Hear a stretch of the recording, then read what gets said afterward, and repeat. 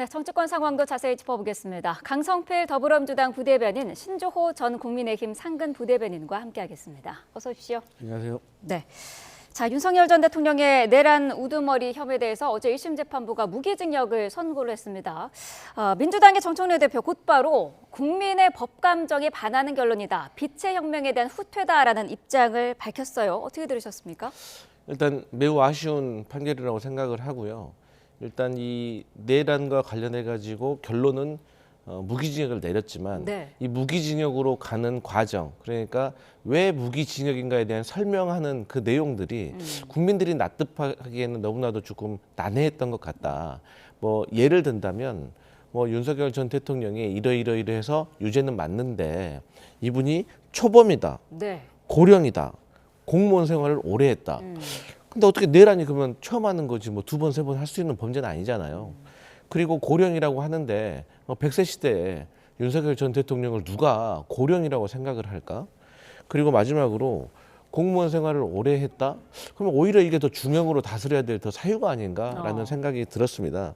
그리고 마지막으로는 기본적인 사실관계도 저는 틀린 분이 많았다. 지금 화면에도 나오고 있지만 실탄을 소지했지만 직접적인 폭력을 안 해? 그러니까 실탄을 5만 6천 발 정도 준비한 걸로 알고 있는데 실탄을 준비해서 갔다는 것은 어떤 상황이 벌어졌으면 그걸 쏠 수 있다는 상황 아니겠습니까?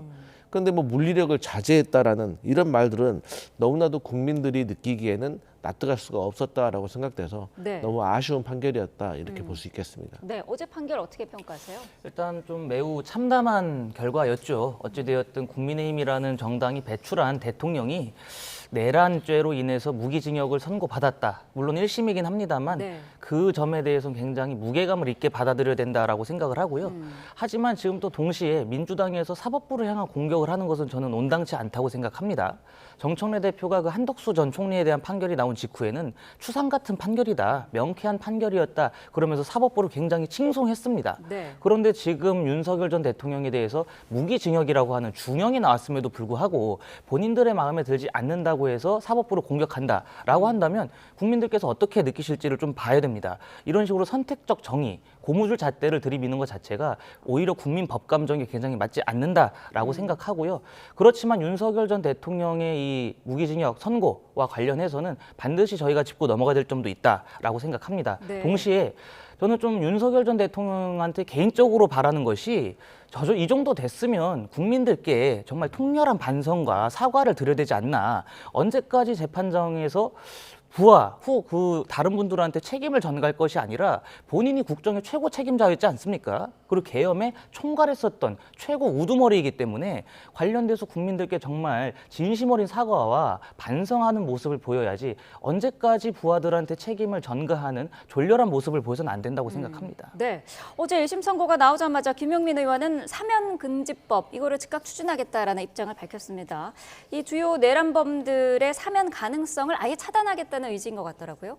그러니까 우리 형법상의 내란죄와 그리고 외환죄 그리고 군 형법상 이 반란죄는 특별 사면도 안 되고 감형, 복권 이런 것들 다 금지하자라는 겁니다. 그 이유는 뭐냐면 사실 이제 재판 과정에서 윤석열 전 대통령이 특별한 사정이 없는데 출석도 하지 않은 적도 있었고요. 네. 그다음에 수사하는 과정에서도 협조를 하지 않았고 또 어제 같은 경우도 선고를 받은 직후에도 웃음을 보이는 그런 모습을 보였습니다.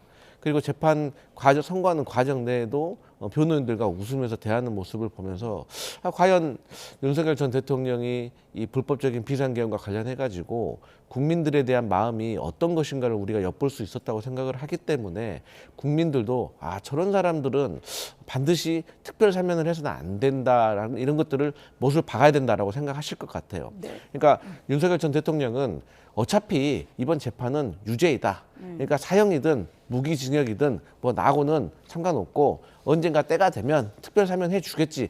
저런 안일한 마음 때문에 저런 웃음을 볼 수 있다고 저희는 생각을 하기 때문에 네. 김용민 의원이 발의를 한 것처럼 이 특별 사면이라든지 어떤 감형, 복권을 금지하는 것이 필요하다 이렇게 느껴집니다. 네, 국민의힘에서는 저륜에 대한 목소리가 분출을 하고 있습니다. 어제 오세훈 서울시장도 단호한 메시지를 냈고 대한과 미래, 소장파 의원들도 같은 입장을 냈어요. 지금 지도부에서는 송원석 원내대표가 그래도 좀 먼저 입장을 표명을 했는데 헌정질서 위협 세력과 단호히 선을 긋겠다라고 글을 썼습니다. 이거를 절연 선언으로도 볼 수 있을까요?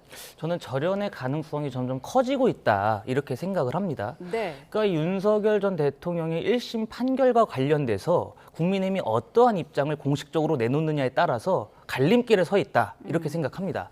만약에 이번에 윤 전 대통령의 이런 파괴적인 헌법을 파괴한 행동에 대해서 저희가 단호하게 선을 긋지 못한다면 국민들께 미래를 이야기할 수 없을 겁니다.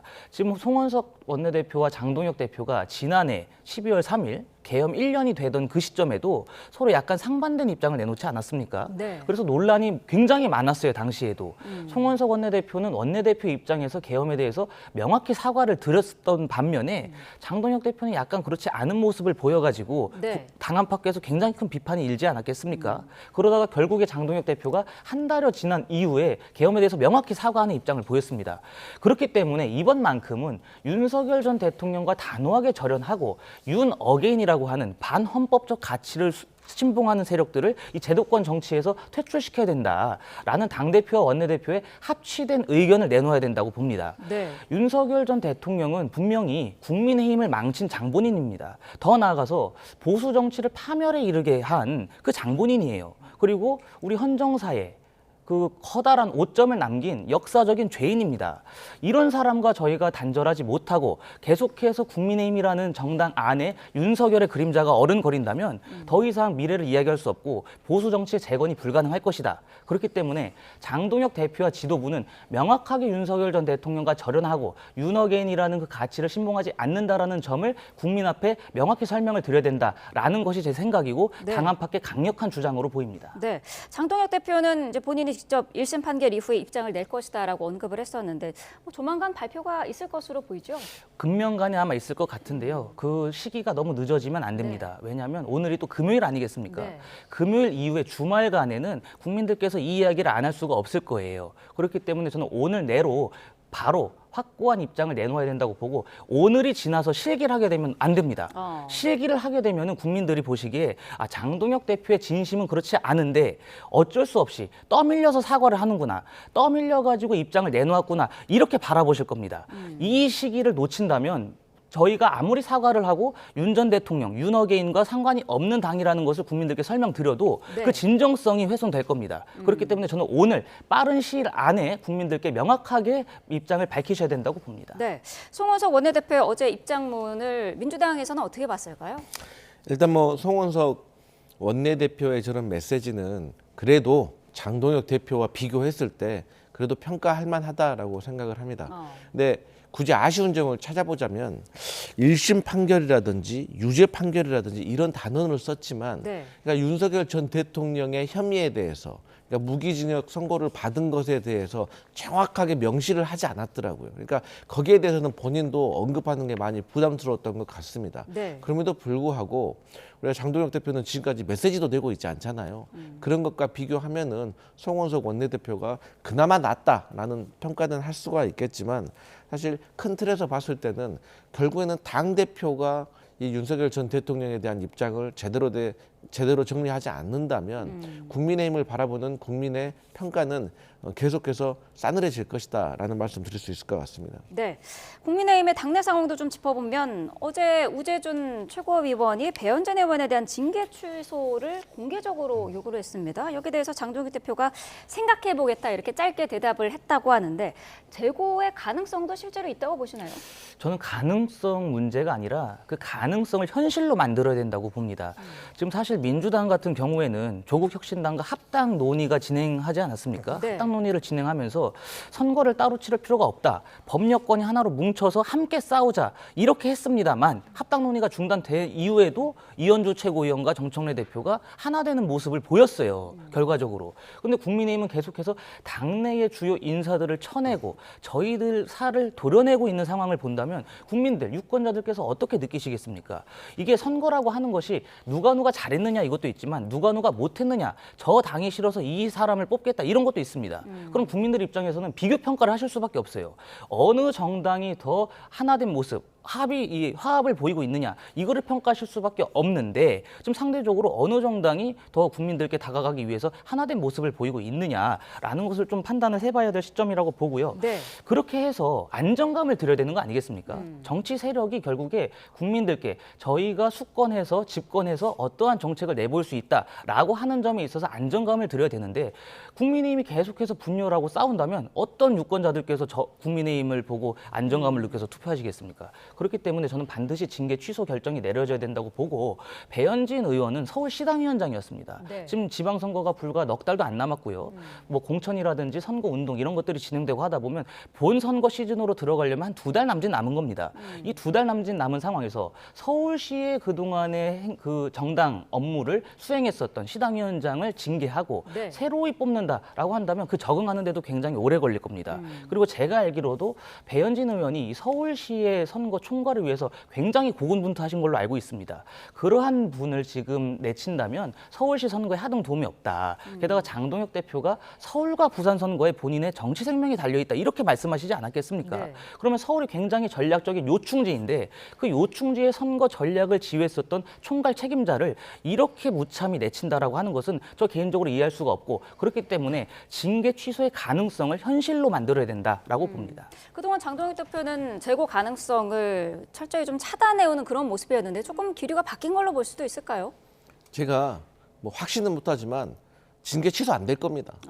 그러니까 저는 친한계들이 저렇게 아직도 징계 취소 저런 얘기하는 거 보면 진짜 아니란 것 같아요. 뭐 알면서 그러는 건지 뭐 바라는 건지. 그런데 장동혁 대표가 조금 고민되는 부분이 있을 겁니다. 그거는 배현진 의원 이 자체 이 캐릭터거든요. 네. 이분 걸크러쉬예요. 제가 생각했을 때 친한계 현역 의원 10명 뭐 혼자 하는 사람이거든요. 전투력이 상당히 좋아요.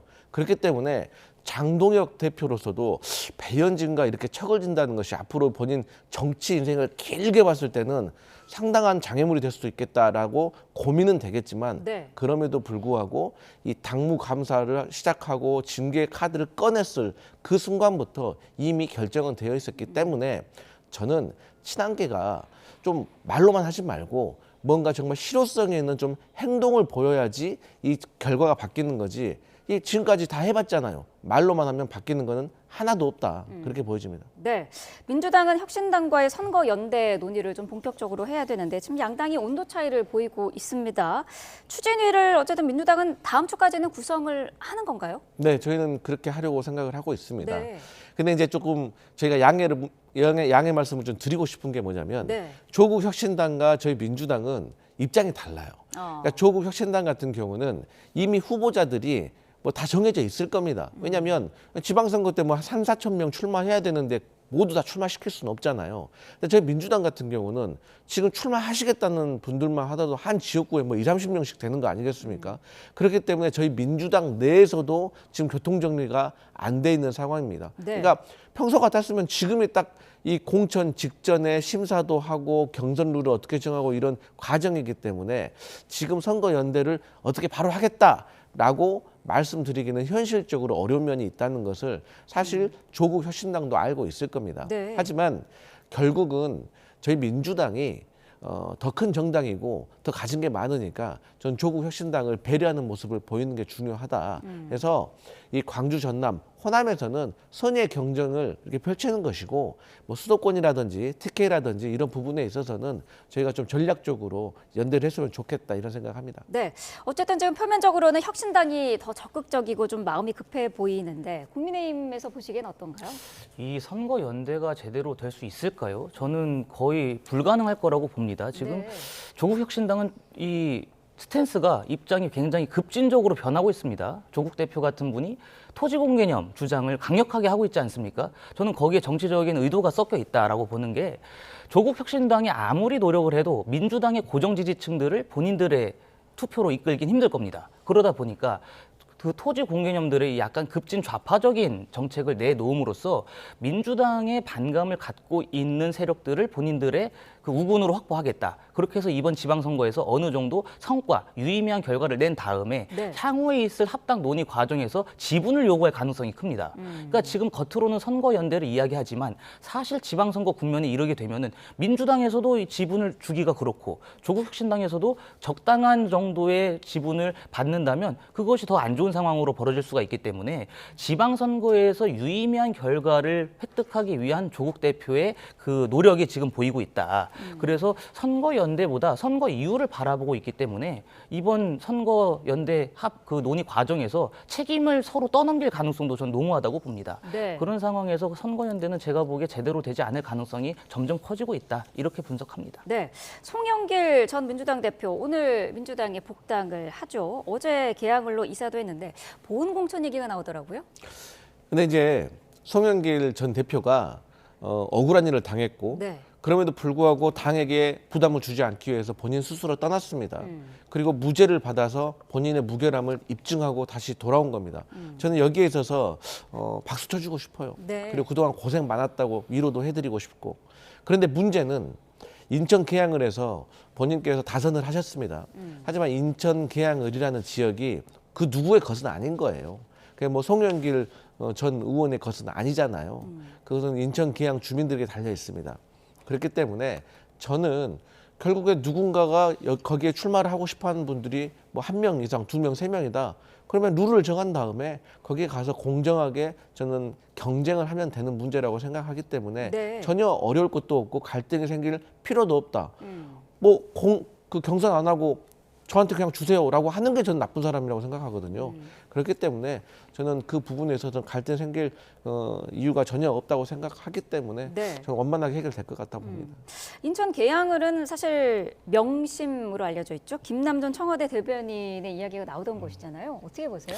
이게 어느 방식으로든 교통 정리가 이루어질 거라고 봅니다. 네. 근데 지금 강성필 대변인께서 송영길 전 대표가 억울한 일을 당했다 이렇게 말씀하셨는데 송영길 전 대표가 진짜 억울한 일을 당한 거는 본인의 지역구를 이재명 대통령한테 사실상 헌납한 거 아니겠습니까?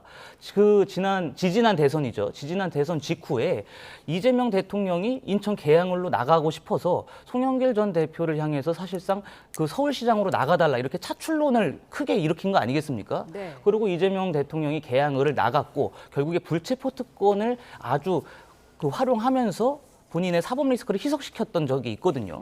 그런 면에서 송영길 전 대표한테 분명히 이재명 대통령과 친명 세력은 부채의식을 가져야 됩니다.